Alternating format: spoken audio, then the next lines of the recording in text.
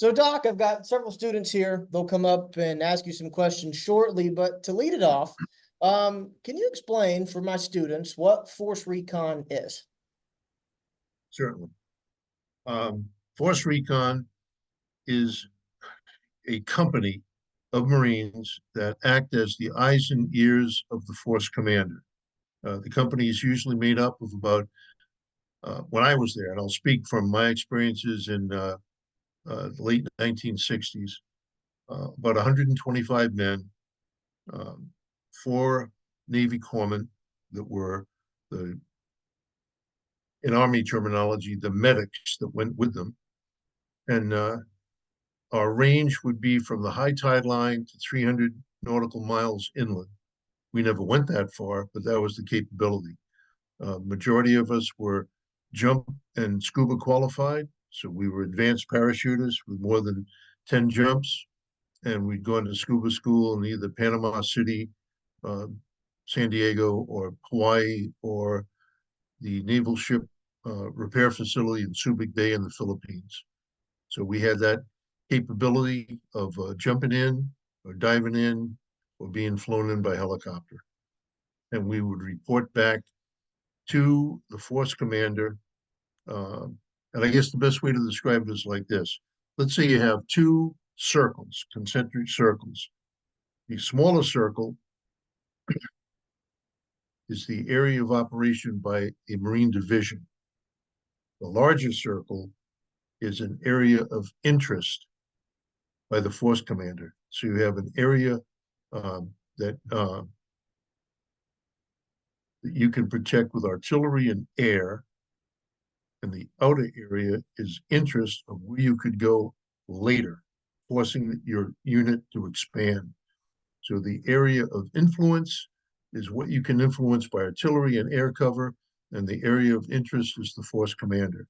So he would send us out to find areas that could be used for landing zones, areas that were going to be difficult to cross, such as rivers, mountaintops, particular things that he was interested in the event that they were going to expand the operation. That's what Force Recon Marines did.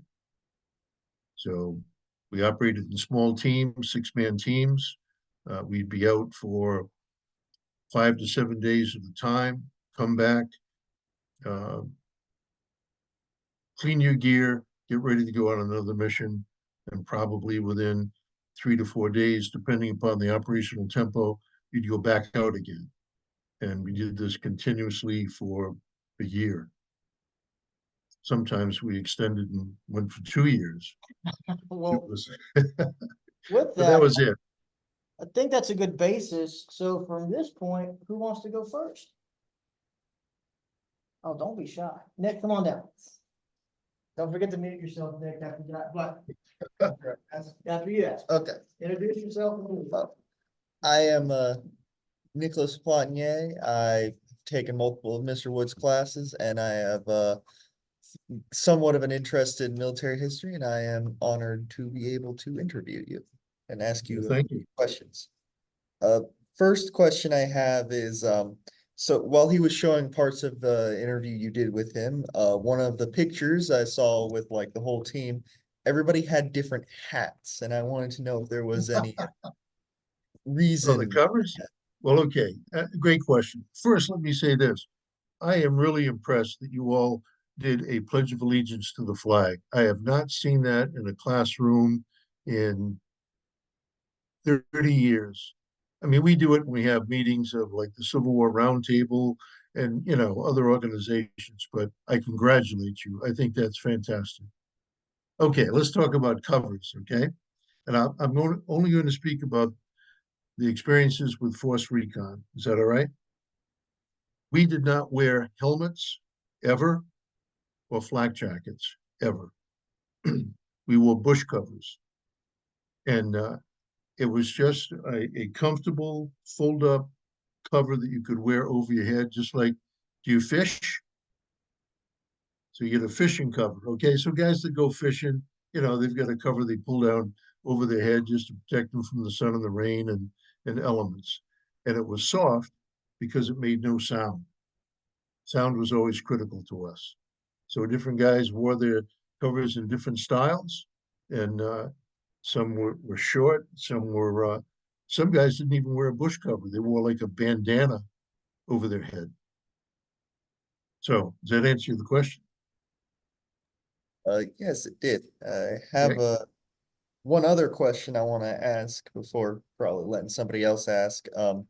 So, uh, I know that nowadays special forces are allowed to basically bring whatever weapon they want. Were you allowed to choose like whatever you wanted to bring? Because I heard you could a few things about that, and I just was kind of Okay. curious. Yes and no. Okay, so the yes part was your primary weapon was an M16 rifle, 223 caliber, 5.56 millimeter M16. Okay, I carried an M16 and a 45, which was a Colt ACP automatic Colt pistol, 1911 45. There were other weapons in the Army that you could select if you wanted to, like the Swedish K 9mm blowback machine gun. We also carried with us the M79 grenade launcher, 40mm grenade launcher, and that had the capability of firing high explosive rounds, flechette rounds, gas rounds, and illumination. So you had multiple types of ammunition you'd carry depending upon the mission. And of course, weight was a conscious decision as well. How many rounds would you carry? Sometimes guys carried shotguns. You could go to Okinawa, or you could rotate them out from another guy leaving and have a shotgun, a Browning A5 shotgun with a pistol grip and a cut-off barrel. Was like a 12 gauge pistol. But the problem was, is there ammunition available for that weapon? So we did not usually fire 9mm. 45 was the caliber of choice for a pistol, and M16. Now, a number of guys also carried the M14, which is 7.62 or 308, which is a great caliber, heavier. But again, if you're carrying an M14, the magazines are bigger, the weight is heavier, and it's a heavier weapon. So you get, instead of a 7-pound rifle, now you've got 11.5-pound rifle. And a lot of guys preferred that rifle. So if we had a lot of 308 ammunition, guys would carry the 308. So that was it. M16 and 45 primarily, 9mm on occasion with a Swedish K blowback. So that was it. I thank you for answering my questions. I think I Sure. will let somebody else ask a few Okay. things. All right. Take care. Thank you.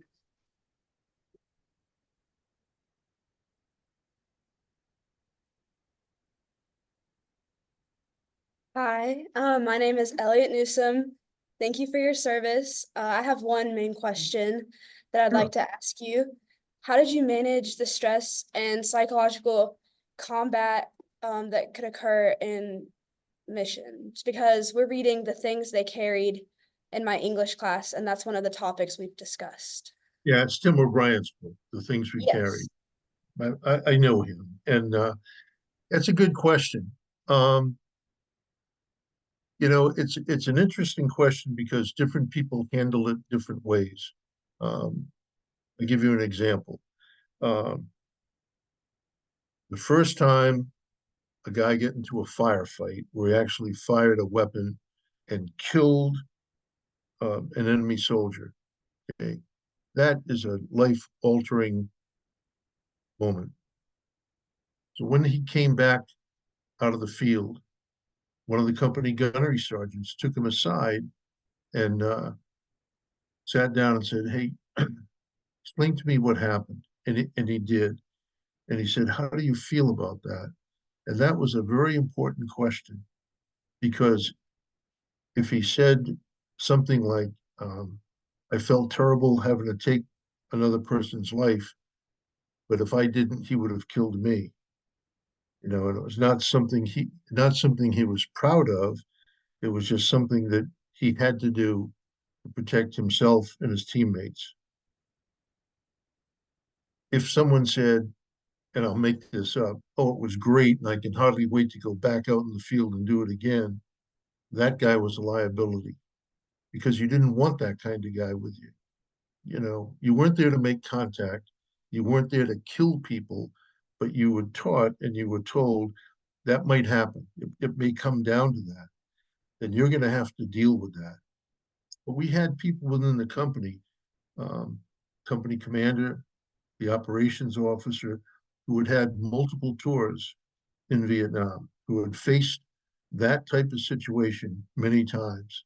And they took what they had learned and they passed that down to us. We'd sit around in these classes and say, okay, how do you deal with that?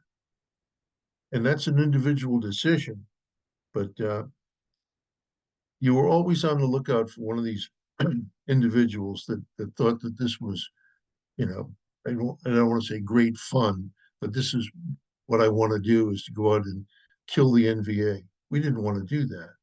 Okay, that's not why we were there. In fact, it was just the opposite.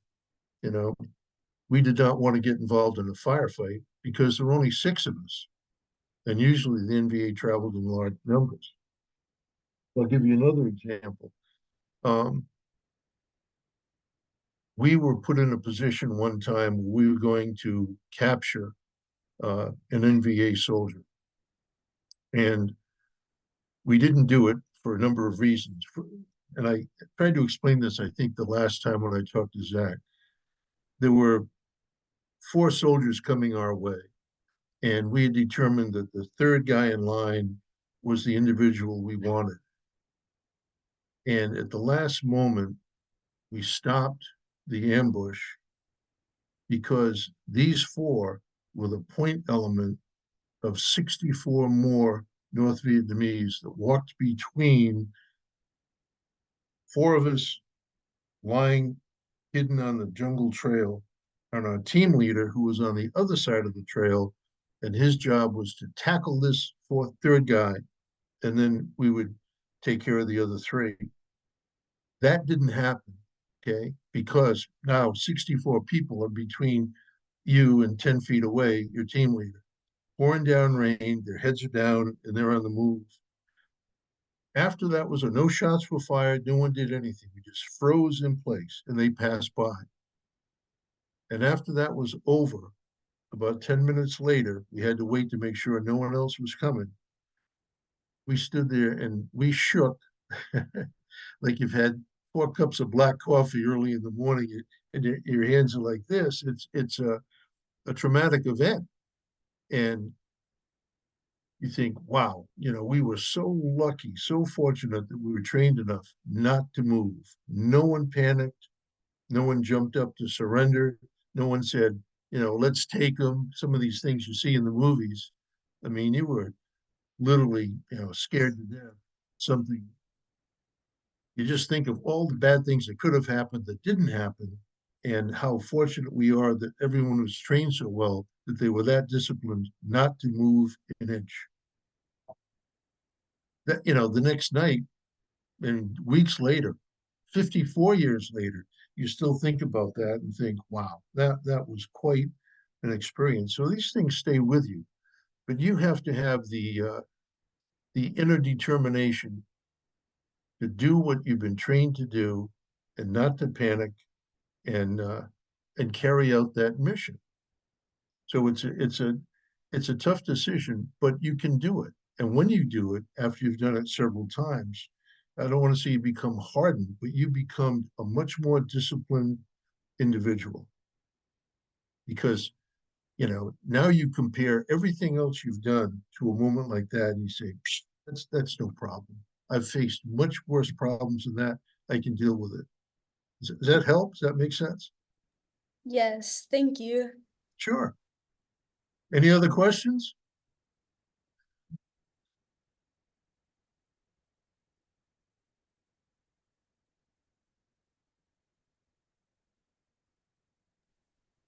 Hey, my name is Tucker Klein. First off, I just want to start by thanking you for your service.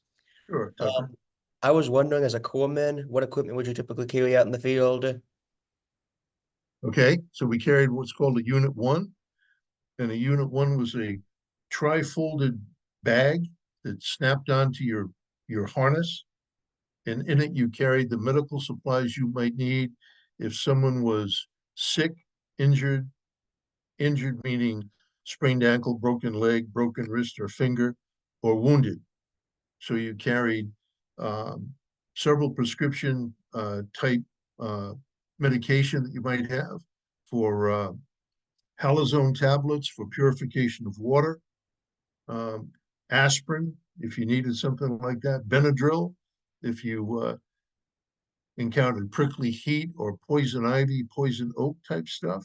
You carried hemostats, scalpels, you carried bandages, gauze, tape, splints for fingers. I mean, I carried extra pair of glasses with me because back then I wore glasses. And I also carried a couple of magazines of 45 rounds in it because that was my primary weapon that I carried with me was a 45. But you would know after going out time after time what that team needed. Tape was another key item that you carried in that bag. But you know, just imagine a first aid kit at home. You know, what would you need at home? Band-aids, tape, you know, bandages, enough to protect that individual until he was medevaced out and could go to a hospital. Does that make sense? Okay. Any other questions, Tucker? And one last quick question. Do you Sure. feel like your training prepared you for everything you dealt with, or were there any enemy moments where you didn't feel like you know what you were doing? That's a great question. Thank you. That's another yes and no question. Um, our training was very, very good, and it was continuous. We trained all the time. But you trained for an event, and sometimes that event happens or doesn't happen, like an ambush. Okay, you train for it, but what happens when it really does happen? Are you prepared for it? Or as a corpsman, um, you're trained how to treat someone that has a sprain or a fracture. When it does happen, do you feel confident that you can do it as you were trained? If someone falls down and breaks a leg, okay, do you know how to splint it properly? You know, this guy's going to be in a lot of pain. And how do you deal with that? Can you address that pain? And can you get him successfully medically evacuated from where he is to a hospital? Being trained to do it back in the rear, back in your company area is one thing, but doing it in a jungle environment and you've got the enemy close by, can you still do it the way you were trained to do it? And you practice for the worst case basis and hope that that training is enough to save this guy's life. So you practice for the event, you hope the event never happens, but it's continuous. And you have to train the other guys in the team to do the same thing.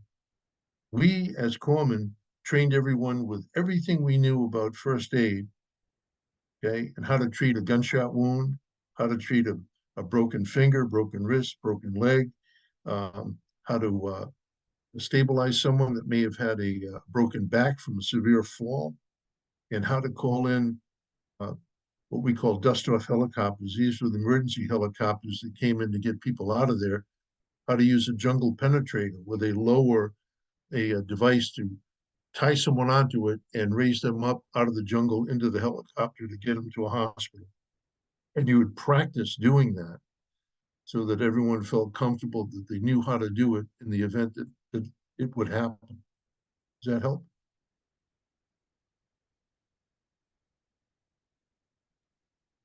Yes, it does. Thank you so much for your time, sir. Okay, you're very welcome, Tucker.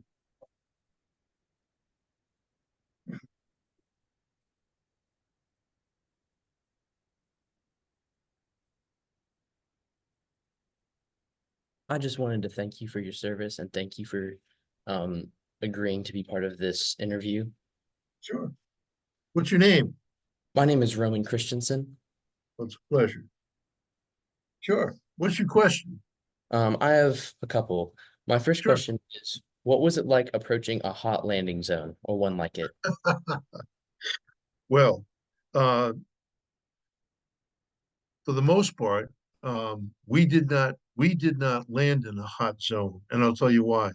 Um, Infantry would come in with multiple helicopters, okay, and they might have to come into a hot zone, but we didn't want to come into a hot zone because we wanted to go in secretly. So we would fly in a Huey helicopter, 6-man team, and the pilots would do what was called a false insert.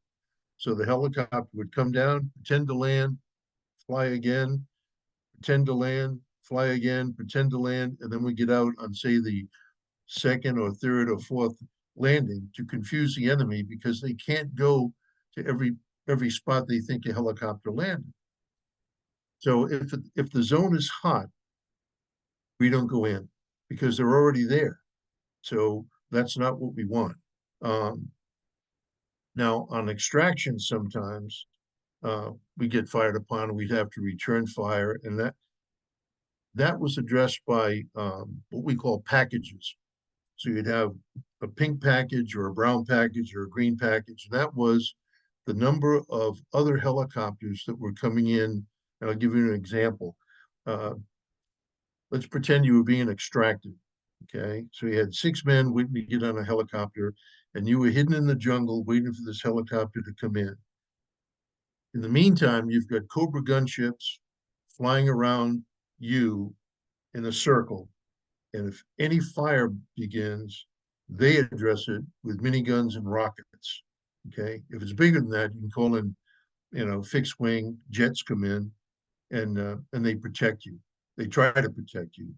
We also had an aircraft called the OV-10 Bronco, and that had rockets on it that would mark through the jungle with white phosphorus with rockets where the fire was coming from, so the helicopters could direct their fire, which was machine gun and rocket fire, onto the enemy. So hot zones we kept away from.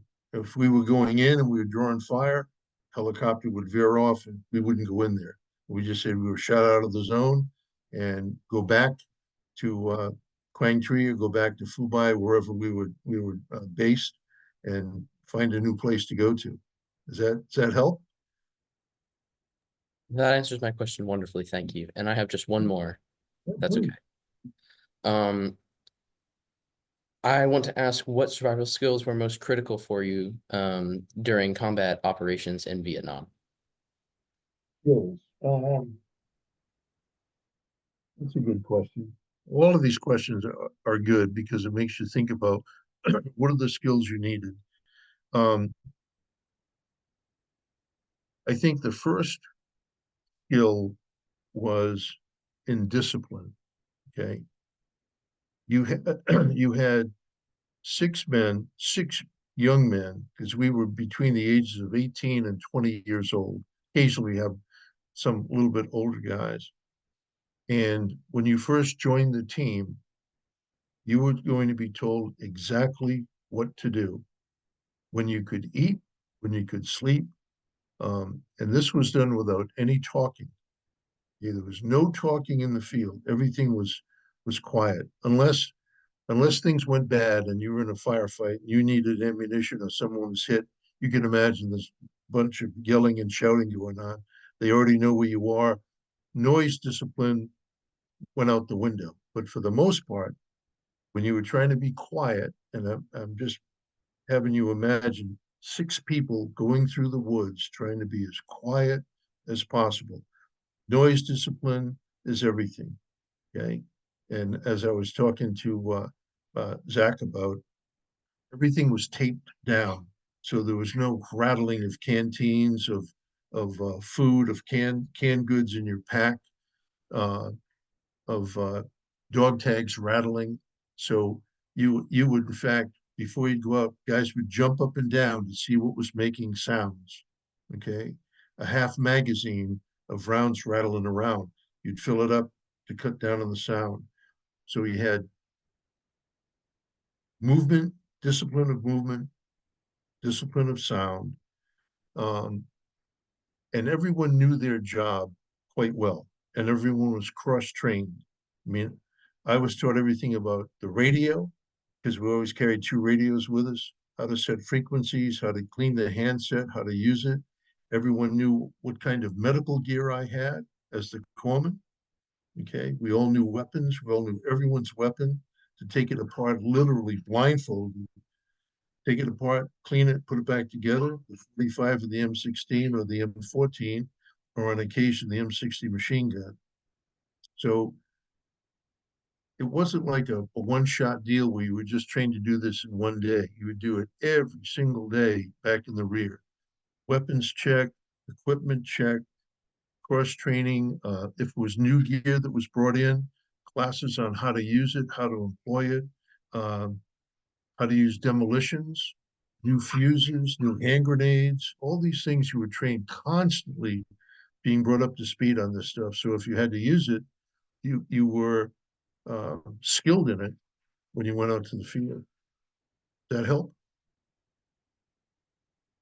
That's a great explanation. Thank you. Yeah, sure. Hi, guys. Jacob, go ahead. And guys, if we don't get to your question today, we have next Thursday.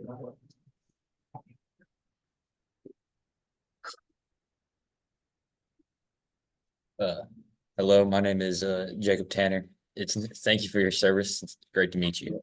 Well, it's a pleasure to meet you too. Thank you. I have a question. Did you ever feel regret or scared on your first deployment to Vietnam?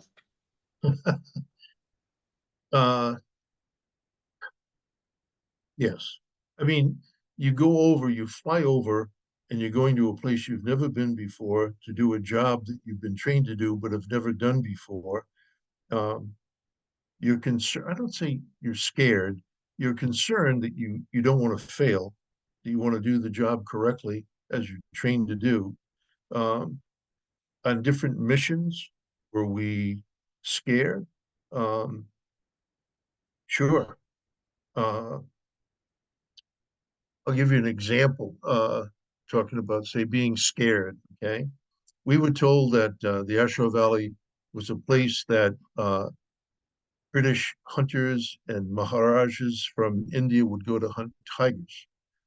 And we thought, well, that's interesting. No one paid much attention to it until we were out in the Ashore. This was a valley that ran about 20 miles long and was maybe 4 or 5 miles wide.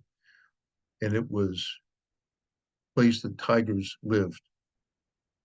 So at night, the first time we heard it, you hear this sound, and you think, what the heck was that?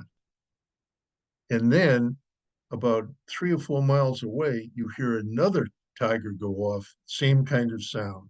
And I'll tell you, the hair in the back of your neck stands up. And while I never saw a tiger myself, personally, I didn't see one. We saw tiger tracks down by water pools. So we knew they were there. And then in May of 1970, I had a good friend of mine who was killed and eaten by a tiger. And that's a whole separate story that I wrote about it in a book called Force Recon Diary 1970. His name was Robert Craig Flager, and he was a team leader. And he was pulled up out of a harbor site and killed by this tiger.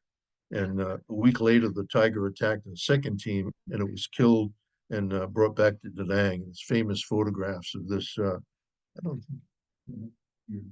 Yeah, you. Hang on 1 second, okay?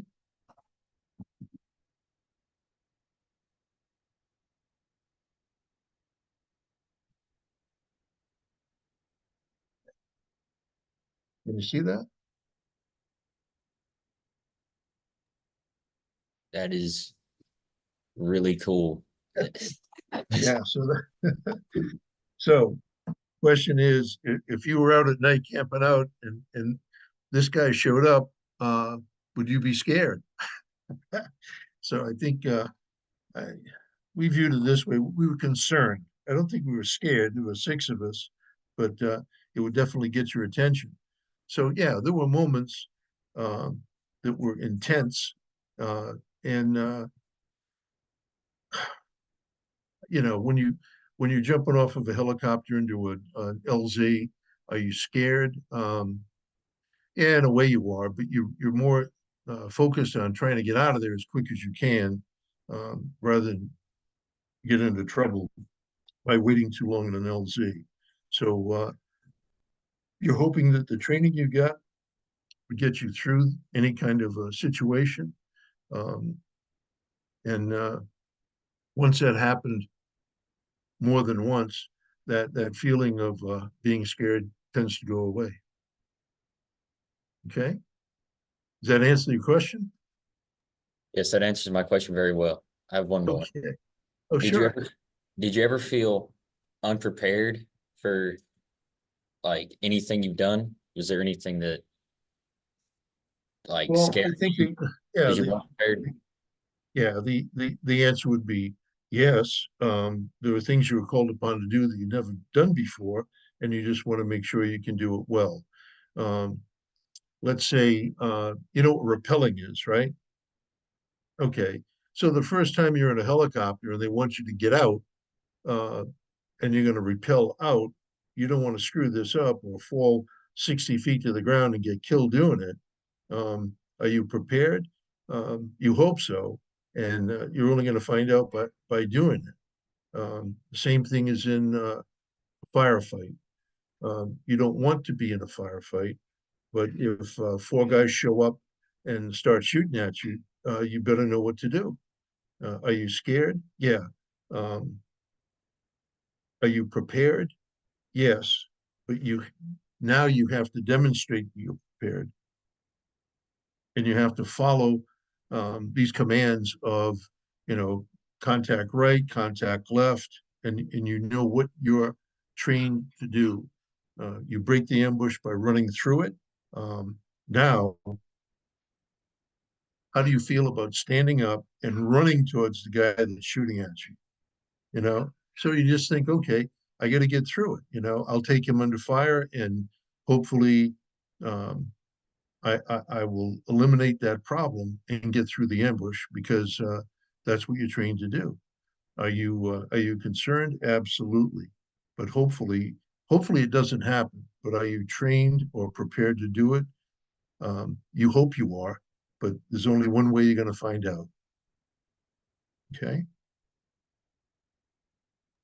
Thank you for answering my questions and thank you for your Okay. time. Sure. All right, Doc, we've only got about 5 minutes left. I don't know if we'll have time with your Zach, incredible. I showed him this photograph. Yeah, it's incredible. Wait, put that up again. Put that up one more second. I'm pretty sure that yeah, I've got a copy of Sea Tiger that's got a Yeah, photograph. see, Yeah, Yeah. and so with that being said, we'll be doing this next Thursday, if that's okay with you, Doc. next Thursday. What time? How So I don't about miss it. with the students, we do same time, 11:15? 11:15 next Thursday. Yes, sir. We'll do it. Thank you. And All for right, all of my partner. class out here, all right, we just wanted to say thank you for your time. Thanks for your service, and welcome home. All right. Thank you very much. I appreciate it. Thanks, Take Doc. care. All Bye right. now. Bye-bye.